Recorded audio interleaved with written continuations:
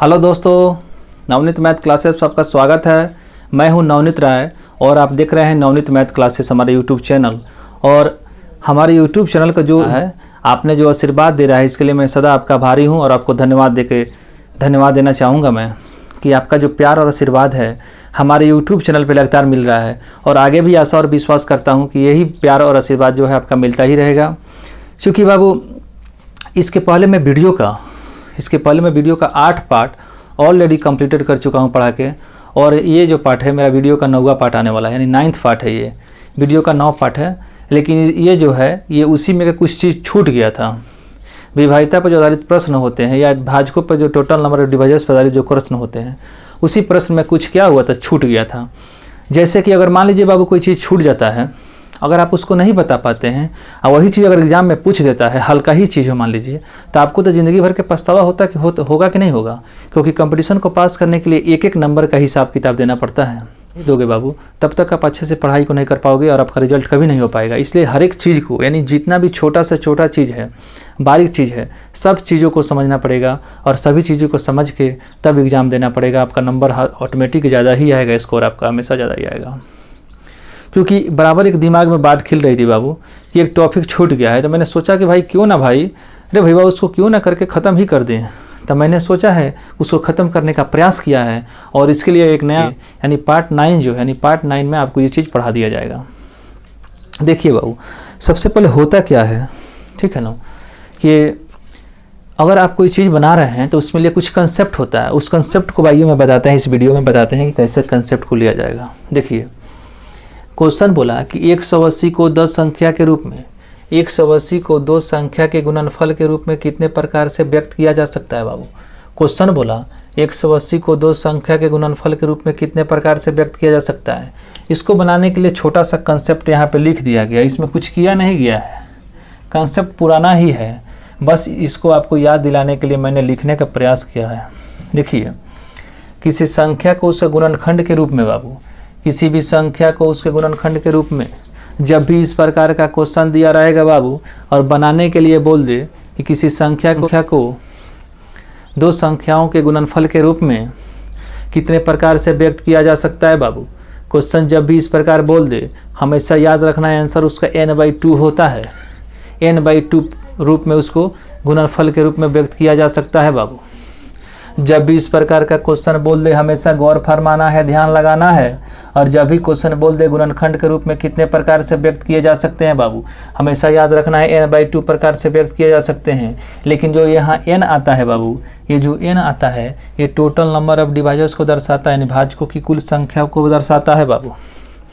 ये जो n आया भाजकों की कुल संख्या को दर्शाएगा। यानी जब भी इस प्रकार का क्वेश्चन पूछ दे, हमको टोटल नंबर ऑफ डिवाइजर्स को ज्ञात कर लेंगे, टोटल नंबर ऑफ डिवाइजर्स को ज्ञात कर देंगे, उसी का तो आधा कर देंगे तो हमारा गुणनफल के रूप में कितने प्रकार से व्यक्त होगा वो निकल जाएगा। चलिए सबसे पहले करते क्या है, ये 180 है बाबू, इस 80 को प्राइम फैक्टर के रूप में तोड़ के इसको टोटल नंबर ऑफ डिवाइजर्स निकालने का प्रयास मैं कर रहा हूँ। ठीक है, देखिए 2 से भाग किए तो 90 बिर में चला जाएगा, 2 से यहाँ से 45 बिर में चला जाएगा, यहाँ से 5 9 45 हो जाएगा और यहाँ से क्या हो जाएगा 3 3 9 हो जाएगा। तो ये इसको लिख सकते हैं आप अरेंज करके 2 के पावर 2, 5 के पावर कितना लिख सकते हैं 1 इंटू 3 के पावर कितना लिख सकते हैं 2 लिख सकते हैं। ठीक है, अब देखिए 2 में 1 जोड़ के तो 2 ये कितना हो गया 3, यहाँ से कितना हो गया 1 + 1, यहाँ से कितना हो गया 2 + 1 1 3, तो कितना हो गया 2 है कितना हो गया 3 गुना 2 गुना कितना हो गया 3, तो 3 3 9, 3 3 कितना 9, 9 दूना कितना हो गया 18। यानी टोटल नंबर ऑफ डिवाइजर्स जो हो गया, टोटल नंबर ऑफ डिवाइजर्स जो हो गया, इसका टोटल नंबर ऑफ डिवाइजर्स कितना हो गया बाबू 18 हो गया। तो चूँकि जानते हैं कि अगर हमको गुणनफल के रूप में कितने प्रकार से व्यक्त किया जाए क्वेश्चन पूछा, तो 180 को 2 संख्या के गुणनफल के रूप में, गुणनफल क्या करेंगे, गुणनफल के रूप में n/2 तरह से, तो n बराबर क्या है 118 हो गया, या n बराबर 18 हो गया, या 2 बराबर हो गया, तो कितना हो गया 9 हो गया। यानी इसका कितना हो गया 9, इसका आंसर कितना हो गया 9। यानी 180 को दो संख्या के रूप में 9 प्रकार से व्यक्त किया जा सकता है। यानी 180 को दो संख्या के रूप में 9 प्रकार से व्यक्त किया जा सकता है बाबू। ये हो गया। आप इसको समझ गए बाबू। अगर आप इसको समझ गए होंगे, ठीक है, अगर आप इसको समझ गए होंगे, दूसरा कंसेप्ट एक और बताते हैं आपको। जब भी इस प्रकार का क्वेश्चन बाबू आ जाए, जब भी इस प्रकार का क्वेश्चन आ जाए, कुछ नहीं करना है, क्योंकि टोटल नंबर ऑफ डिवाइसेस उसका निकालना है, उसका आधा कर देना, वही हो जाता है। उसको कितने प्रकार से वो व्यक्त होगा, डायरेक्ट हो जाता है वही क्वेश्चन आंसर उसका। ठीक है, आइए एक दूसरा से टॉपिक लेते हैं, दूसरा से क्वेश्चन लेते हैं। चलिए बाबू, ये जो था, ठीक है, ये दूसरा क्वेश्चन हम ले लिए। इसमें दूसरा क्वेश्चन ये ले लिए, देखिए इस प्रकार का क्वेश्चन कुछ पूछा जाता है कि 713 तक, यानी 713 तक कुल कितनी सम संख्याएं हैं और कुल कितनी विषम संख्याएं हैं। इस प्रकार के क्वेश्चन को बनाने के लिए कुछ कंसेप्ट है बाबू, और उस कंसेप्ट को अगर आप याद रखते हैं तो डायरेक्ट क्वेश्चन को आप मुँहामुही बना सकते हैं, आपको कुछ करना ही नहीं पड़ेगा।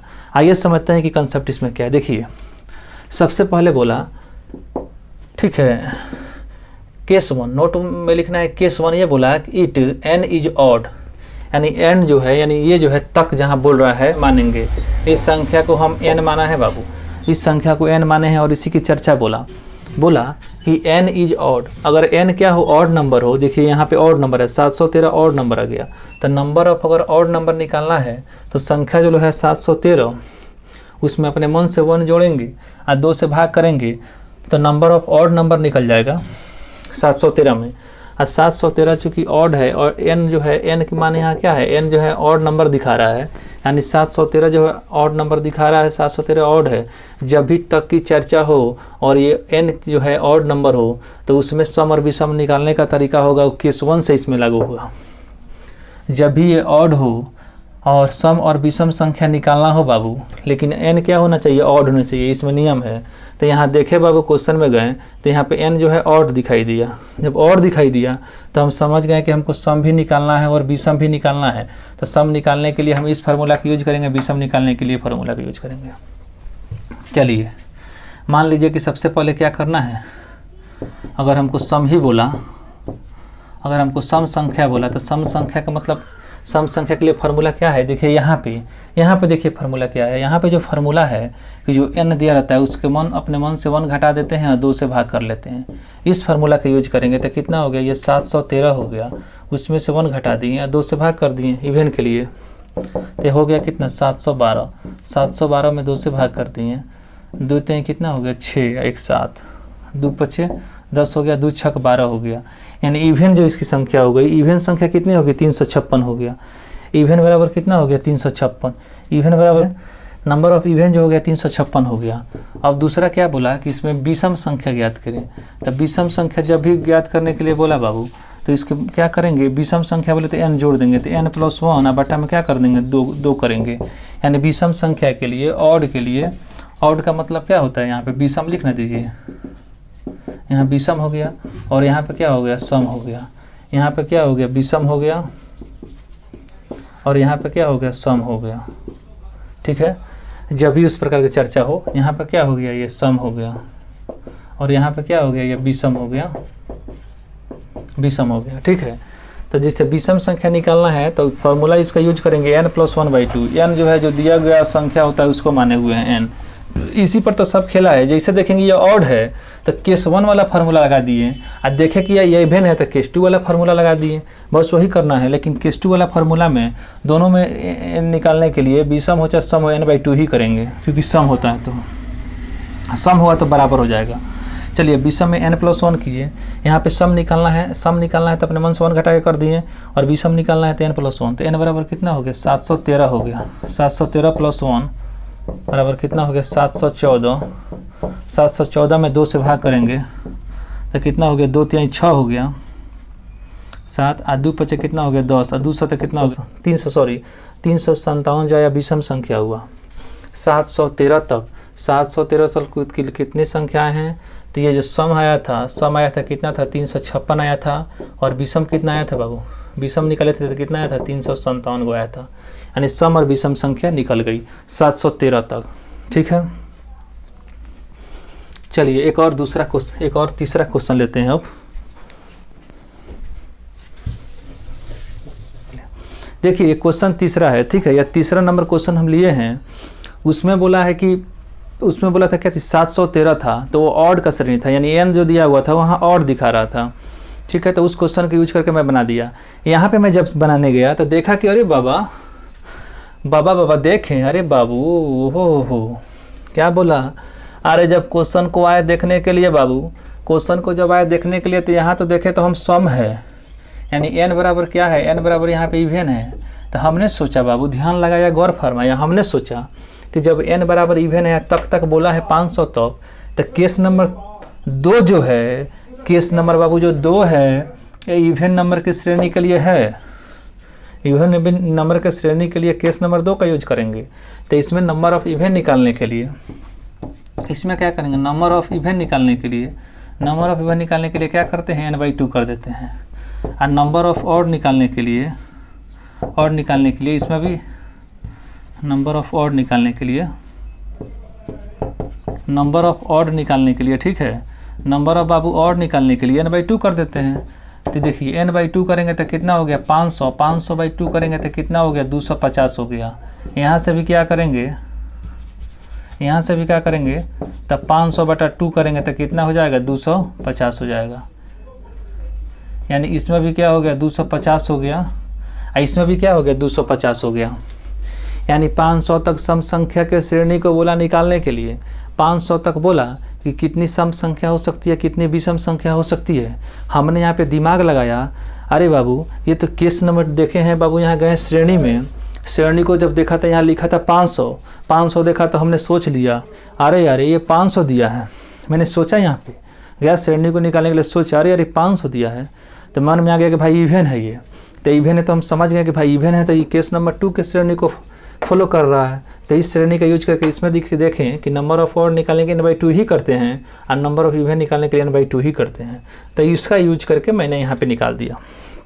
देखिए एक बात आपको बता देना चाहते हैं बाबू कि अभी ये जान रहे हैं कि वीडियो जो 8 जो है, वीडियो का 8 पार्ट ऑलरेडी कंप्लीटेड है मेरे यूट्यूब चैनल पे, और ये 9वां पार्ट है, ये भी आज से कंप्लीट हो गया। अगर आप चाहें तो कहीं से भी क्वेश्चन को उठा के बना सकते हैं, डायरेक्ट आपको क्वेश्चन बनेगा, चाहे वो बैंक का हो, SSC का हो, रेलवे का हो, कोई भी चीज़ का क्वेश्चन बैंक उठाइए और ये टॉपिक जो है ख़त्म करा है इसे आप बनाइए।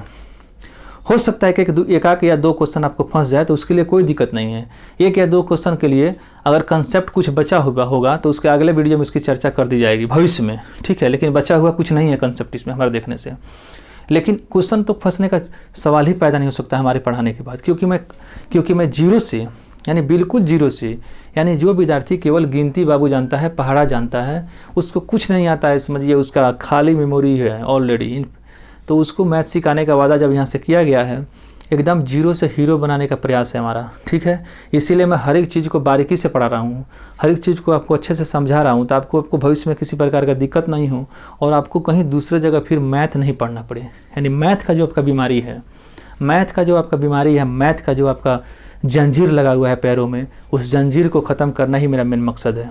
कि मैं पढ़ाता नहीं हूँ, सिखाता हूँ, वो भी आपको दिल के अंदर बैठाता हूँ। आप किसी से प्यार करते हैं बाबू, आप किसी से कोई बात बोलते हैं, आपको बातवा बहुत दिन तक याद रहता है, यानी आपको 2-2 साल, 5-5 साल, 10-10 साल याद रहेगा। फिर पढ़ाई आपका क्यों नहीं याद रहता है बाबू? इसका मतलब है कि जब आपका बात याद रह रहा है, यानी आप माइंडलेस नहीं हैं, यानी आप अच्छे हैं, एक अच्छे विद्यार्थी हैं। आपको उस तरह का टीचर से भेंट नहीं हुआ, मुलाकात नहीं हुआ, इसलिए आपको पढ़ा ही नहीं पाया और नहीं पढ़ा पाया, इसकी वजह से आप कमज़ोर हैं। जो भी कमज़ोर विद्यार्थी है, चाहे जितना भी बोका क्यों ना हो, उसको कुछ समझ नहीं आता है मैथ, अगर उसको मैथ से परेशान है, मैथ से डरता है, तो एक बार बाबू सेवा करने का उससे मौका दीजिएगा, आपका ज़िंदगी बदलने का प्रयास यहाँ से किया जाएगा। मैथ आपके अंदर का जो जेहन बैठा हुआ है कि बहुत ज़्यादा ये हार्ड है, ये है, वो है, उस सब आप मैथ आप समझने लगिएगा कि बस आपका प्रयास चाहिए हमको। आप बस क्लास में रहिए, आपका प्रयास चाहिए। और ये 20 से 25 मिनट का जो वीडियो है, आप रेगुलर देखने का प्रयास कीजिए इसे। जब वीडियो बनाने का टाइम मिलता है, मैं वीडियो बना कर अपलोड करता ही है। कभी 1 या 2 दिन की लेट हो जाती है, इसके लिए मैं क्षमा प्राप्ति हूँ। और जितने भी जैसे कि हो पाएगा, मैं सोचूंगा कि रेगुलर दिन में वीडियो अपलोड करूँ आपके लिए, यही प्रयास मेरी रहती है। और मेरा मेन प्रयास ये है कि गधा को भी पहलवान बना के यहाँ से भेजना है बाबू। एग्जाम हॉल में गधा पहलवान बन के जाएगा, अधिक से अधिक क्वेश्चन बना के आएगा और उसके जो समझने का तरीका होगा, उसको जो माइंड का जो विकास होगा, वो ज़िंदगी का नया पहलू बन के उभरेगा। और चूँकि कुछ नहीं कर सकता है, अपना दाल रोटी का तो खर्चा तो चला सकता है पढ़ा के, ठीक है। इसी उद्देश्य के साथ ये पढ़ाई हो रही है, यानी बिल्कुल जीरो, आपको बिल्कुल जीरो से पढ़ाने का ये तमन्ना है मेरा, बिल्कुल जीरो से। कोई भी टॉपिक मैं छोड़ के नहीं पढ़ाता हूँ बाबू, हर चीज़ कंप्लीट कराऊंगा। आज तक यूट्यूब पर जितना भी वीडियो आप देखते होंगे पहले से, मेरे पढ़ाने के द्वारा अगर क्वेश्चन आपको छूट जाए तब आप बोल सकते हैं कि सर आप पढ़ा रहे हैं, मेरा क्वेश्चन छूट रहा है। आपका क्वेश्चन छूटने का सवाल ही पैदा नहीं होता है, क्योंकि एक एक चीज़ का बारीकी से अध्ययन किया गया है और एक एक चीज़ को बारीकी से अध्ययन पढ़ के और पढ़ाने का प्रयास आपको किया जा रहा है। चाहे क्वेश्चन बैंक को देख के पढ़ाया जा रहा है आपको, बैंक का हो, SSC का हो, रेलवे का हो, ठीक है। इसमें किसी प्रकार का कोताही आपको नहीं करना है।